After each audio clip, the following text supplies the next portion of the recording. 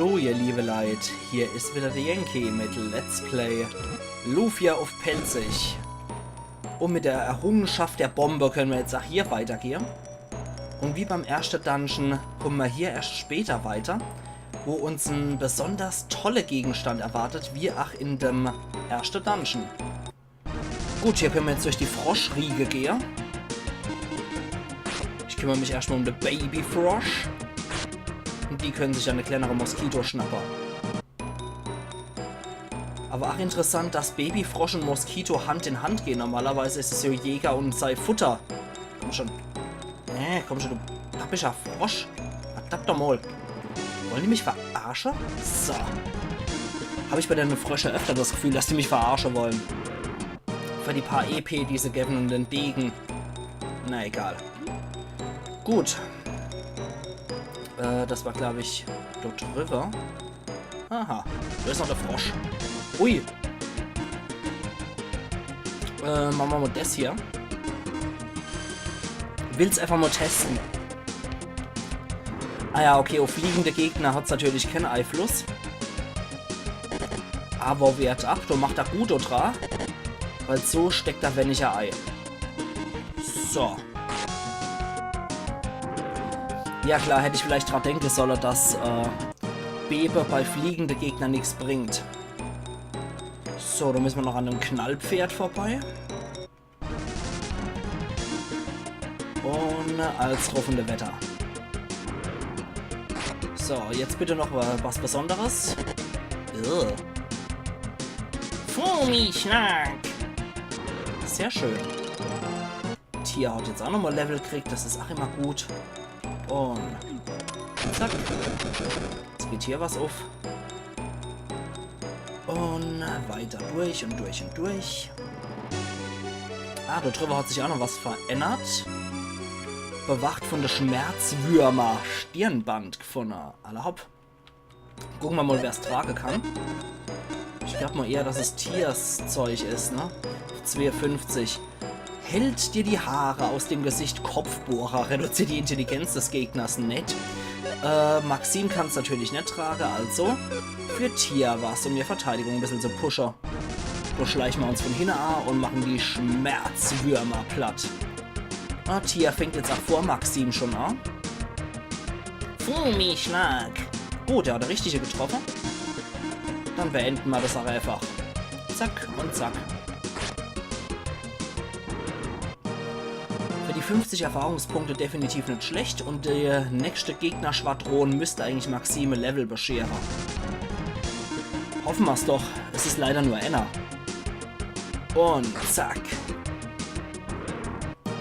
Ja, es reicht noch nicht ganz, aber der nächste dann auf jeden Fall. So, da sind neue Fledermäuse für uns. Die Terrormaus.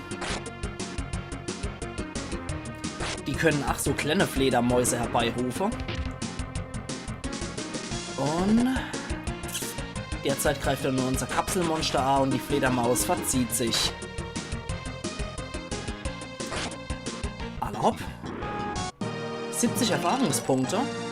Maxim hat wieder, ja, ganz gut abgesandt und Avoa ist auch ziemlich bald dabei mit dem Level.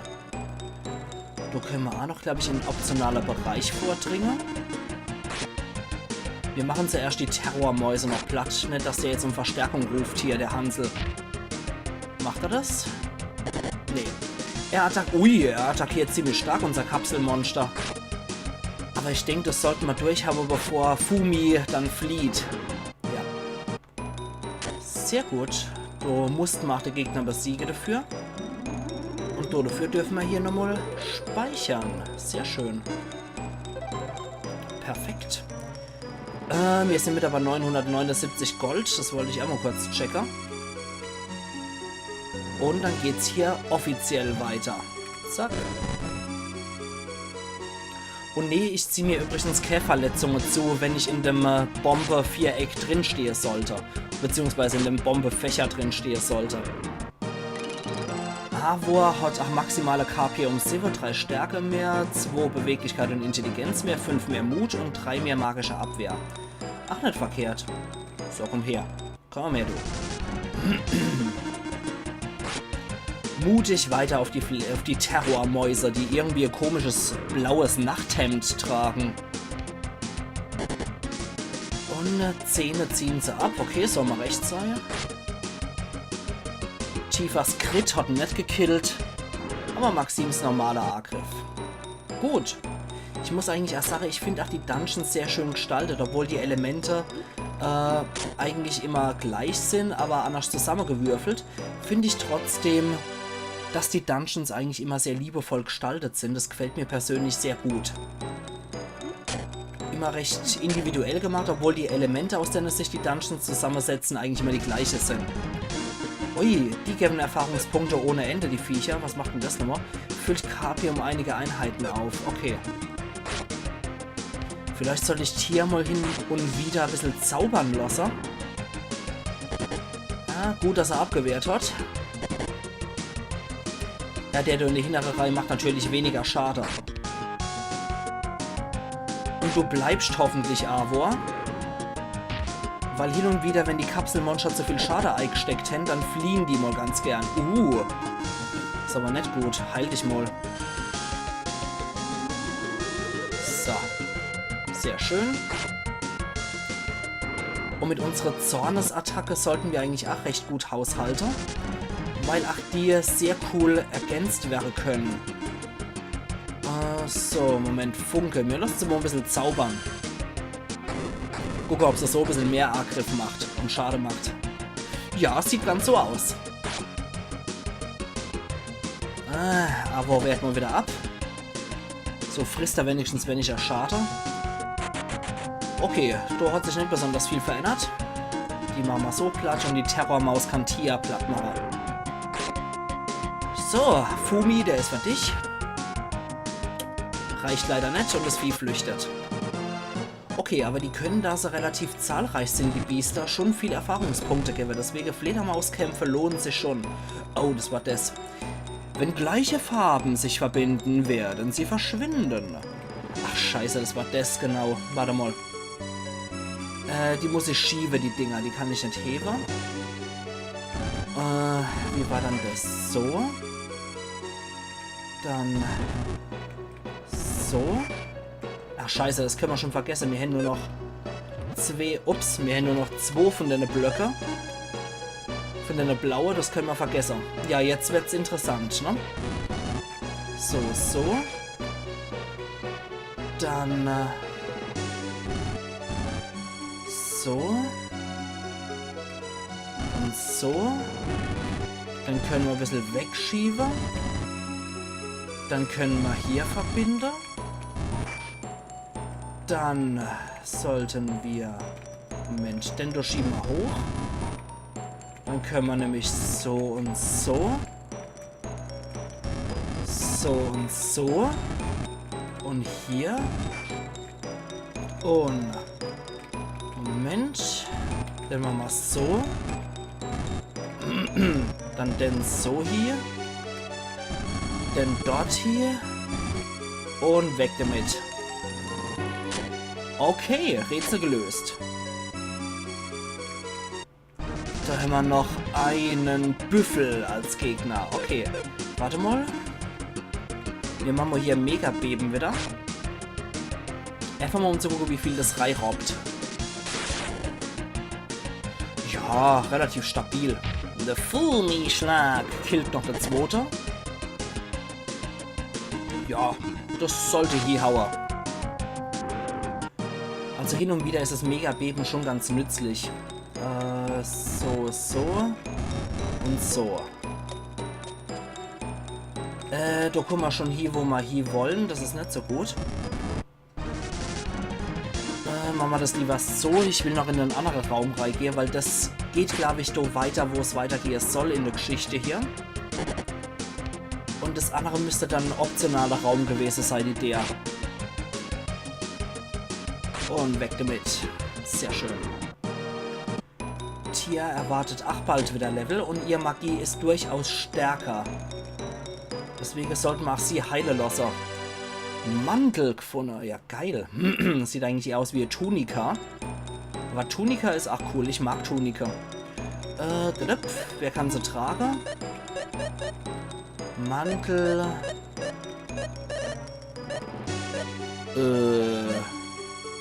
Mantel. Ah ne, das war ja auch das Ding, natürlich. Gerade mal gucken, Maxim kann es nicht, sie kann. Und zum Mantel, dicker Wintermantel, 50% der maximalen KP werden aufgefüllt. Jawohl, nehmen wir doch. Ist besser als der Minirock. Sehr schön. Dann können wir auch hier weiter. Und erstmal die Terrormäuse noch platt machen. Also man hat nicht nur Heilzauber parat, sondern man kann auch Heilzauber durch solche Gegenstände gewinnen und die dort drin schlummernde Zornpunktkraft. Weg mit dir! Okay, gut. Tier hat wieder ihr Level gekriegt. Da kommen wir erstmal nicht weiter. Aber das schiefe muss das sein. In 4 verschiedene Räume wirst du gelangen. Sind dir die Positionen der Schalter wohlgesonnen? Okay. Hier, wenn nichts ist, kommen wir einfach nur da raus. Da probieren wir es mal. Da kommen wir in einen Raum ohne rechts, wo wir hier so einen einzelnen Galopper hin, wo wir einen optionalen Gegenstand abstauben können. Wir müssen gucken, dass der Hansel sich irgendwo fortbewegt, wo er in der Klemme steckt. Warte mal. So. So.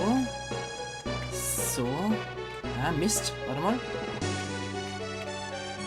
Wir müssen ihn irgendwie manövrieren, dass er gegen die Wand rennt.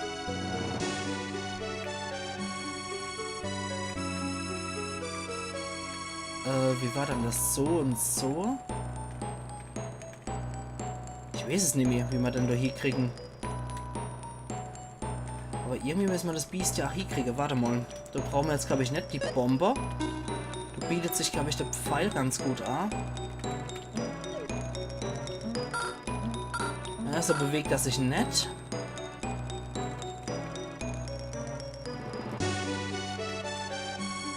Jawohl, so hämmern. Perfekt.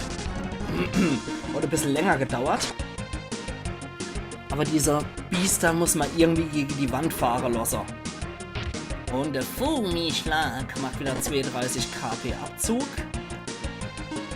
Maxim kann der recht geben. Hier hätte ich ganz gern, dass er uns beide noch heilt. Dann sind wir nämlich wieder auf voll. Und das Vieh ist platt. Gut. Hier kommen wir dran an Lichtmesser. Super Sache. Was macht dann das? Ich glaube, das ist nichts, was Tier haben kann, oder? Doch, Tier kann es haben. Geht aber runter bei ihr. Der Angriff, ein funkelndes Messer und Lichtkegel. Gegen lichtempfindliche Gegner ist es gut. Ist leider auch schlechter als unser Kurzschwert. Okay, dann lassen wir es sein. Das kann dann wieder als Futter für Kapselmonster dienen, weil diese Dungeon-Gegenstände sind häufig besser für die Kapselmonster. So, da gehen wir erstmal außerhalb. Ups, da brauchen wir jetzt wieder die Bombe. Sprengen hier. Holen uns so eine gute Heilsirup, unser Ass im Ärmel, wie ich schon gesagt habe. Und da müssen wir auch noch dran. Moment. Ich muss nachher gucken, wo ich da nochmal eventuell reinkomme. Okay, da muss ich wieder rein dafür. Das heißt, ich muss hier wieder so rein. So geht's natürlich nicht, aber da rum. Jawohl.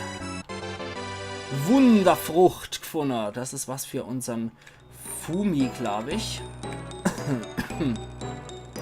Gerade mal gucken in der Tasche. Wunderfrucht. Nahrung für Kapselmonster. Sie kann überraschende Nebenwirkungen haben. Das müssen wir uns, glaube ich, sparen. Weil die Wunderfrucht ist, glaube ich, begünstigend für eine 6. Entwicklungsstufe. Oh, hier sind neue Butzermänner parat. Und zwar Kobolde. Die attackieren wir gleich mal überraschend mit Megabeben. Gucken wir mal, was es hier ausrichtet. Ja, stabil. Relativ stabil für den Schaden. Die wiederum, ach. Die sind wiederum auch sehr stabil vom Schaden. Okay, dafür hat es gereicht. Das habe ich gehofft und hier hat es auch gereicht. Langmesser in die Biester parat. Das ist, glaube ich, das Ding, was... Genau, das Ding, was Tia hat. Okay. So, das sind ach so blöde Viecher, die einem verarschen wollen hier. Die ganze Zeit im Kreis rumrennen. So, komm schon. Elender Klobold.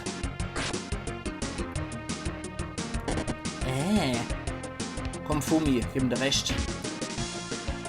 Sehr gut. Dann lassen wir den auch wieder so hier flitzen. Dann kriegen wir den nämlich auch Mega Beben. Und du machst mal Funke auf die ganze Kamerade. Vielleicht reicht es ja aus, um sie alles so zu kriegen. Ja, ein bisschen schwach. Aber vielleicht reißt es ja mit Mega Beben raus. Sieht so aus, ja. Puh, Schwein gehabt. Gut, gut. Da kommen wir dann durch hier. Okay, verstehe. Dann müssen wir zuerst Dendo machen. Und machen die Büffel nochmal so fertig, manuell. Ist eigentlich auch lustig. Die Charaktere werden ja immer so dargestellt, wie sie halt ihr feste Figur haben, also Tia mit der Peitsche. Und es ist egal, ob sie ein Messer oder ein Schwert hat oder so, aber sie wird immer nur mit der Peitsche dargestellt. Gut, Arvor hat jetzt auch noch ein bisschen stärker gewonnen, Beweglichkeit, Mut und so weiter und so fort. So. Ja, da gehen die Stacheln hoch und hier geht die Brücke runter. Dementsprechend, weil es ein Holzkistel ist, können wir das so machen. Hier finden wir was ganz Besonderes. Drachenei gefunden. Ja, das ist auch hier im Anfang vom Dungeon ist so ein Drachenei auch noch dabei. Und im allerersten Dungeon ist auch eins versteckt. Das kriegen wir aber nur, wenn wir an den entsprechenden Gegenstand kommen, um uns da entlang zu hangeln. Sammle 8 davon, damit dir der Eierdrache einen Wunsch erfüllt. Finde alle 7 Dragon Balls und so, ne? Hier in dem Fall finde alle 8 Dracheneier. So, jetzt sind wir hier. Und wir haben ja gelernt, der Ausgang Dohi führt dorthin. Durch die ganze Klobold-Riege müssen wir uns glücklicherweise auch nicht prügeln. Aber durch die ganze Gegnerriege sollten wir uns prügeln. So, erstmal die Terrormaus. Ja, ich hoffe, wir kriegen sie so noch. Ja, er greift natürlich wieder genau das an, was ich nicht will. Und seine Position dorthin hat ihm jetzt auch wirklich zu mehr Abwehr verholfen. Deswegen machen wir das jetzt so. Das müsste nämlich reichen, genau. Und dann so. Okay. Maxim steht auch wieder kurz vorm Level. Und neben einem tollen Schmerzwurm gibt es jetzt noch eine Stachelechse. Ich mag das eigentlich auch, muss ich sagen, bei solchen Spielen, wo ich auch direkt die Gegnername vor mir habe. Ich mag das, wenn ich weiß, wie die Gegner heißen. So, da. Und weg ist er. Ja, Maxim hat wieder sein Level gekriegt. Die Knallpferde mit dem Adler in Verstärkung. Ja, das dürfte auf jeden Fall reichen. Jetzt so noch Fumi. Das reicht auch. Super Sach. Absolut super Sach. Dann geht's hier. Untergrundgewässer nicht betreten wäre besser. Die Leute müssen ja irgendwie so einen Reimfetisch haben. So, das sind so auf jeden Fall die 2 Knallköpfe. Du, Maxim, die beiden Schurke. Ihr du, steh geblieben.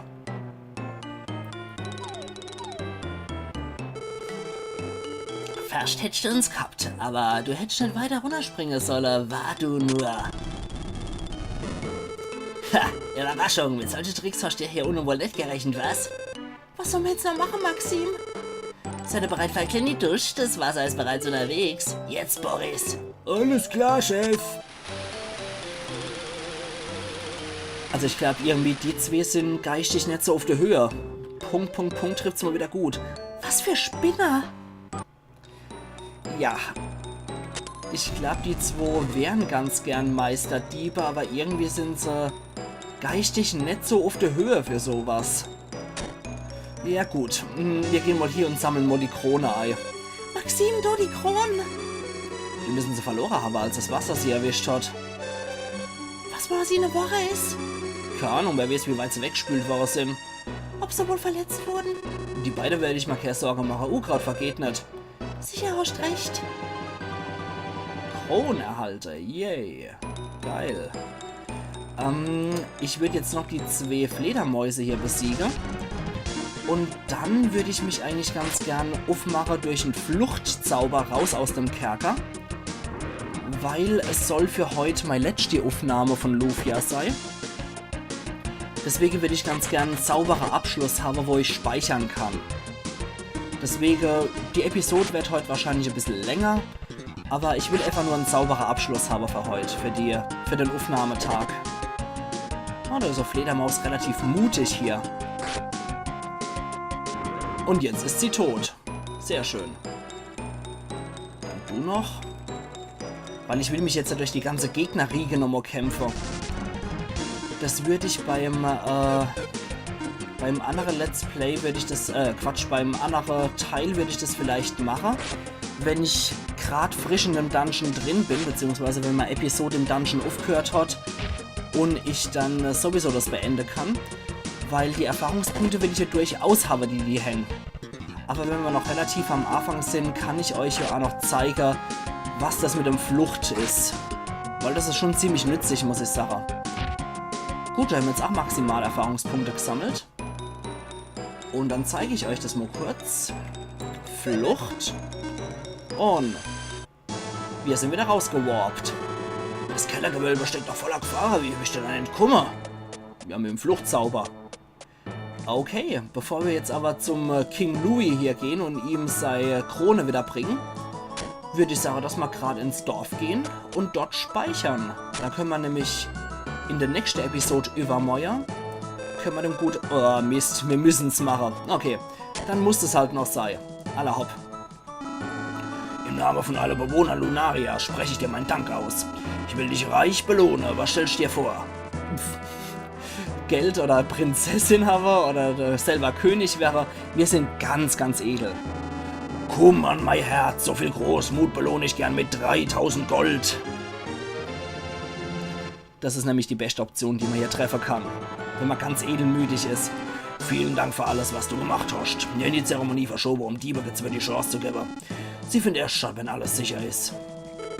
Wenn es soweit ist, lade ich euch alle zum großen Fest ein. Alla hopp, Prinz Rotz. Ich weiß gar nicht, wie ich dir danken soll. Das ist in Ordnung so. Was sagt ihr noch? Sogar mir gehen nur sehr ungern ohne, du bist ja wirklich mutig. Nun, im Königreich Lunaria bleibt immer noch viel zu tun. Ja, das glaube ich. Und du hier? Der Prinz ist seitdem viel freundlicher, der Raub hat also auch sein Guti-Seid gehabt. Dank sei dir, mutiger Krieger. Gut, nehme ich mal so hier. Und ich bin ja so freimütig gewesen, dass ich keine Belohnung wollte. Mein Papa ist wieder bei Sinne und wird sich jetzt ganz dem Wohl vom Land widmen. Die Krone ist zurück und mein Papa ein neuer Mensch. 1000 Dank. Gut, das scheint ja wohl dann wirklich was gebraucht zu haben. Und wir haben unseren Ruf natürlich schön aufpoliert. Wir sind ja kein Söldner, deswegen wir sind ja Helden, wir machen das für immer. So, Dilla, jetzt geht's aber erstmal eine Runde ins Bett. Die Zeremonie scheint vorbei zu sein. Du kannst für 20 Gold übernachten, okay? Natürlich. Da, da, da, dam, da, da. Perfekt. Dann gehen wir jetzt auch in die Kirche zum Speichern. Wie das jeder auch heutzutage macht, ne? In die Kirche geht man ja nur, um seinen Spielstand zu speichern. Ja, mein Freund, wir wollen speichern. Und wir sehen uns dann übermorgen wieder, ihr liebe Leute, zu Let's Play Lufia auf Pelzig. Und dann wollen wir mal schauen, was wir da wieder für Abenteuer erleben. Also machen's gut und bis übermorgen wieder. Euer Yankee.